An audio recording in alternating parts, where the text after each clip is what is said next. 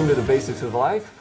My name's Ken Burkey, and once again, John Loera. How are you? I'm great. Hey, Seems like I was just here. Yeah, I know.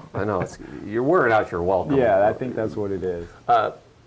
It's funny with John as a regular guest that we're going to talk about something I don't think we've talked about before. Right. And that is about how bad of an attitude you have. You beat me to the punch. I was actually going to talk about your bad attitude. Yeah, I know. Well, we all have. We're going to talk about attitude, which on the surface you go, okay, attitude, I know about attitude, but attitude plays a huge role in life, in the workplace, in families, in perspective. And Talk about that. And how we deal with everything. Yeah. What's got you thinking about attitude, besides your bad attitude? Well, I was, a few days back, I was meeting with a gentleman who I've been meeting with for quite some time who has, quite a few things going on in his life, some that are pretty difficult things. And I've been meeting with him over, an extended period of time. And this past week when I was meeting with him, when he came in, we just kind of do the, how you doing sort of stuff. And he said, I'm doing great. I'm in a good place. And this last week, it's been, really good. And yet you know that he's going through some really tough times. And so my assumption was, it was like, oh, so has something gotten better in these situations, kind of focusing in on that. And he was like, no, those things are still, I'm working through them. He goes, but I chose this last week to just be real intentional about trying to focus on some of the more positive things, not Pollyanna, excuse those things. Right. But he goes, it was interesting because not only did my perspective change, but how I've been handling some of these difficult things looked a lot different in my focus and my approach to them. So, the cliches are true. You can either see the glass half full or the glass half empty. We talk about it at Green Valley many times. It's not what you do, it's how you do it. Right. And that how is kind of attitude, because Right. you can trudge through life and do whatever you got to do, but attitude, how you do it, Right. determines your level of joy, determines your level of, do other people want to even hang around you? I was reading a quote out of a book from Dale Carnegie, and I loved how he says, it doesn't matter what you have, who you are, where you're at, or what you're doing that makes you happy or unhappy. It's what you think about it. Wow. And it's like, that is deeply profound. Say that again. Say that again. So it doesn't matter what you have. Doesn't matter what you have. Or who you are, just kind of identity. Yeah, right. Or where you're at, so maybe circumstances or those sorts of, or what you're doing, whether I'm, my profession or whatever. Wow. He says, that makes you happy or unhappy. It's what you think about it. Yeah. Which is really simple, but it's deeply, deeply profound, because you go, it really impacts everything. Yeah, there's a proverb that says, as a man thinks, so he is. Yeah. It's powerful stuff. So what you're saying there is then we all have much more control of whether we are happy or not, or whether... Or how we, and it's really it's not so much about the circumstances, and it's a real. When I was thinking about this, it's a real. I want to be real clear. It's not a positive attitude of Pollyanna, avoid everything that we do, because that's kind pretending. That's kind of the cliche of things. And I started to think about what are some real practical aspects to having a positive attitude. What are those things that you can really hold on to that says, if I do these things, because we know the benefits of having a positive attitude. You think about it, it's a difference between, giving up and isolation and depression, or actually taking steps to face a situation, or to move through something, or to deal with forgiveness, or, any of those, everything. I mean, it affects in a positive way or a negative way, depending on your attitude, your relationships, your health, everything. Everything. If people with positive attitudes, other people want to be around them. That's right. And nobody likes to be around a negative Nancy. No. Or a negative Ken. Negative John. Eeyore. Nobody loves... Right. I mean, Winnie the Pooh loved Eeyore, but he was very patient. But he was very kind. And so what are those things? What are the practices that we can do? Well, there's three things that I want to talk about that we can do, and I call them the 3 O's, because it's 3 words that are O words. And, pun intended, you can call them Cheerios. Cheerios. Instead of having your Wheaties every day, you could actually have Cheerios. That's horrible. That was the first bad joke of the day. Yeah. Cheerios. Yeah. Okay. So you can think about it, but it's 3 O words, and the first one is this: it's taking ownership. The first word's ownership. And what that is it's just to really look at a situation, because we all have a choice in these things, right? And so whatever those situations are, and we're talking about everything in life, and you know, I'll just be specific maybe right now about some things that could be negative in your life that you're going through, or some issues or storms, whether you cause them or not. And we have to, number one is taking ownership that, how am I filtering this? You know, am I looking at this purely from the negative side of it, or is there some positive, or am I trying to look at solutions for something? So when you talk about ownership, Yeah. what you're saying, we tend to think, well, my circumstances own me. Right. My circumstances are what own my attitude. Right. But really, it's we have much more control over our attitude. And power in a sense. And so take some ownership. This is an empowerment, right? Right, and you look at this and go, you know, one of the things that happens often in circumstances is we start to do the blame game thing, and we start to focus everything on why something is happening, and we lose sight of what we need. So now what? You know, how are we going to respond to this?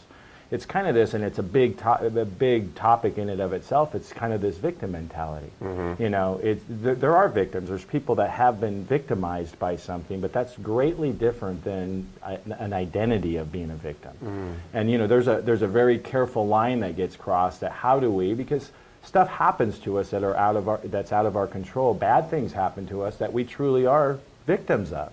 But then we have this choice, this ownership to say, how do I navigate through that, which there is a period of time we have to do that, but not to have this, you know, all of a sudden our identity becomes a victim. You know, this victim mentality that people talk about. Well, and the scary part of staying in the negative and being the victim is when that becomes your identity, sometimes we get comfortable in that identity. That's right.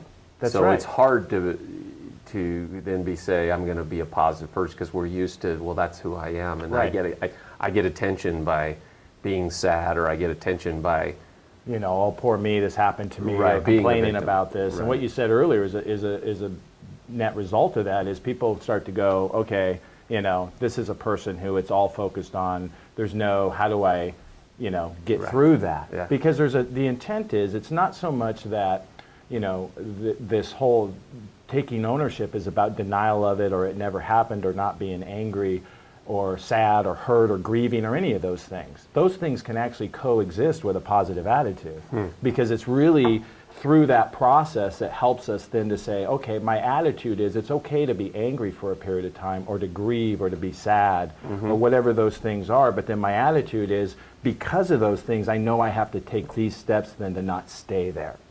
And that's the solution-driven side of taking ownership. That might be something like forgiveness, you know? Yeah.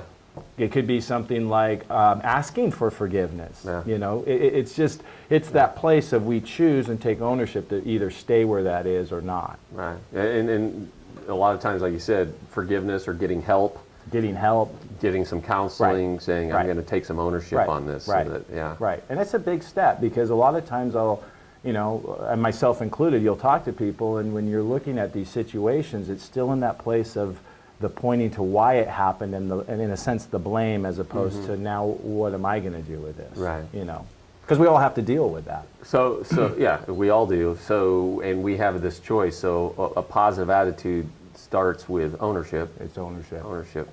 So Cheerio. What's the second O? So the second O is that positive attitudes, it requires to find an outlet.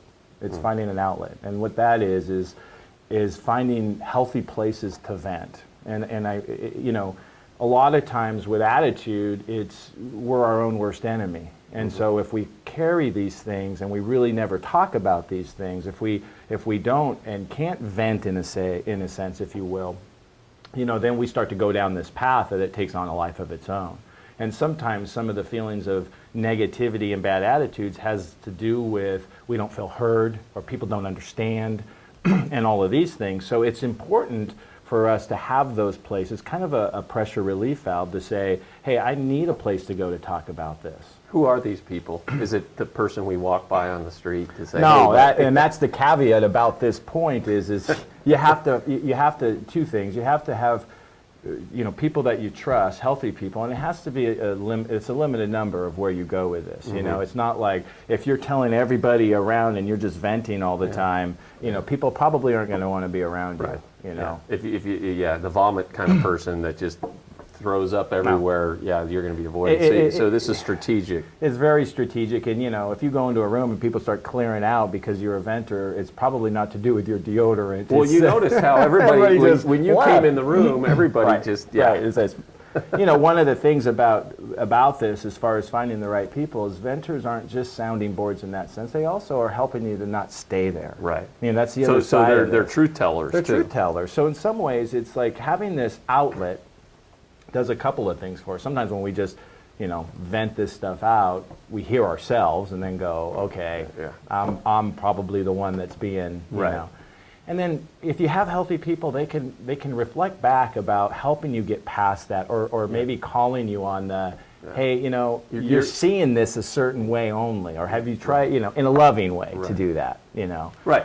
Yeah, to be able to say, hey, you're kind of getting stuck in a negative thing here. I was in a meeting a while ago where I was kind of an observer, so I wasn't invested, so I was able to be a pretty good sounding board because I wasn't in the middle, and I was able to help them with perspective. Right. And it was like, I know you're in the middle of this, but there's some really good things happening here too. Let's look at those. Right, and that is exactly it. Is so often the outlet helps us with perspective. Right. And I think that's a really important step because I know for me, my wife is one of those great outlets for me because it's not that she just sits there and tells me what I want to hear. No, stop me her and go, favorite line is "Get over it." Quit whining. And I don't know why I still go to her and whine. I'm a glutton for punishment, but it is powerful because I respect her, I trust her, and there is that where, there's that balance of giving me my time to articulate and say what I'm feeling, and yet it's not all just, just keep going. Right, you know? You don't want someone who's an outlet who wants to perpetuate you being a victim or being negative. Right. But you want them to know they care. Yeah. But they're going to give some wisdom. Yeah. I mean, another great, the church is a great outlet. Yeah. I mean, if you think about it in so many levels, because there's a lot of people that do carry this that really don't have that place. Mm-hmm. And what I love about the church, whether it's a support group, whether it's, pastoral partners, whether it's small groups, classes, whatever, there's a balance there where it's a safe place to be that, but not to carry that on. Right. There is still that accountability that says once you develop relationships in a loving way, it helps people to navigate to say, don't stay stuck there, or see this other side of this, and the whole intent is to help us to move forward. Yeah. It's not to keep us stuck or to diminish that we have issues, right. Perspective, as you've said, is so huge because our culture, our marketing culture, advertising culture wants us to be discontent. Yeah. They want us to feel that our glass is half empty, that we're always pursuing. Right. And so when you're sitting with people, you realize that, hey, we're all kind of in the same boat, and we're all going through it, and we have a lot to be thankful for. And it's amazing how you can see a certain situation in two completely different ways. What's the third O? So the last one is seek opportunity. So ownership, outlets, and then Find opportunities. An outlet and then seek opportunity. Now, what do you mean by that, opportunities? Well, it's and again, I'm looking at it from the standpoint. Obviously, in positive situations, it's less of an issue. But when we go through difficult times, that within these situations, there is always opportunity.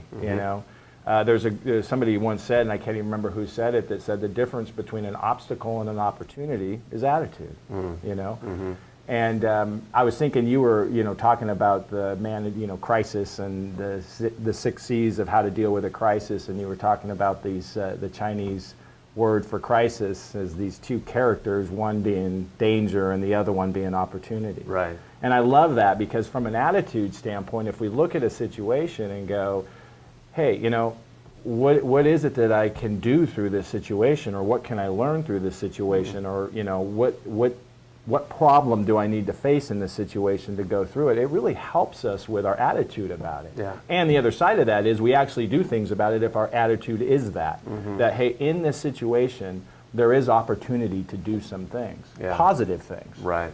I think on that term too is when you look at a challenge as an opportunity, sometimes that opportunity is to reprioritize. Yeah. And you realize that I have been ignoring things I should just be grateful for. Yeah. Yeah. So perspective, the gentleman you talked about at the beginning, going through some really difficult times, but all of a sudden when you start being grateful for today is a day of grace. Yeah. I woke up today. Right. This is my opportunity today. Yeah. And that opportunity to just have that different perspective. Right. They say that gratitude, is one of the. I think that's one of the things that is huge on this. And I know it's not an O word. Yeah. But it's in that opportunity. Absolutely. To be grateful because. Right.